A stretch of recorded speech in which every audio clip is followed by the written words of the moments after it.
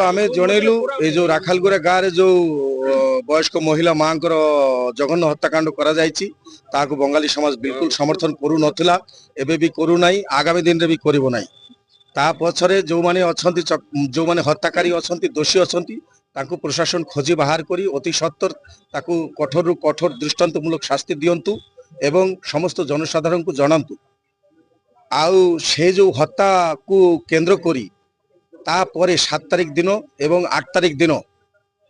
Malkangiri MB 26 number गाँव में जो प्रकार जघन्य रायट हो जाइए तार पछरे भी जो माने अछंती सेमानकु भी डायरेक्टली एवं इनडायरेक्टली जो माने इन्वॉल्व अछंती तांको भी ठीक भाव में तदंत परिसर भुक्त करी आईन अनुଯାयी व्यवस्था करी सेमानकु दंडित करा जाऊ एटा हमर मेन दाबी थिला। सेकेंड दाबी थिला जे आगामी दिन रे एई भली घटना हबो नाही कोनोसी बंगाली गाँव कौनसी परिवार उपरे जमती सेमाने जमती आक्रांत हेबे नाही तार पई हमकु एश्योरेंस दियंतु ग्यारंटी दियंतु एटा हमर दाबी थिला। हेले हमर जो उप मुख्यमंत्री आस्थिले तांके कहिले आ जो वरिष्ठ अधिकारी माने आसीतिले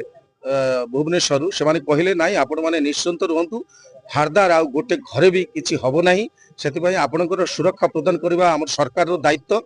आ सेटा पई हम प्रतिबद्ध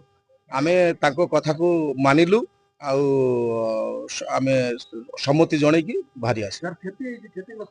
क्षतिग्रस्त पाई आमे कहिलु जो माने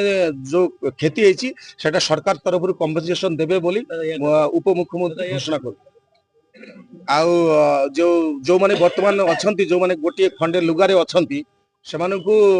वर्तमान धान कटिबा सरिबा पर्यंत सेमानकु खाइबा पीबा रहिबा रो व्यवस्था प्रशासन तरफ रु करा जिवो आगामी चाष रे पाई तांकर जो बीज फीस थिला सब तो नियारे लगे देइचंती सेटा सब प्रशासन तरफ व्यवस्था करा जाओ फर्टिलाइजर सब सेटा हमें दाबी रखिते प्रशासन ताहा मानि नेले।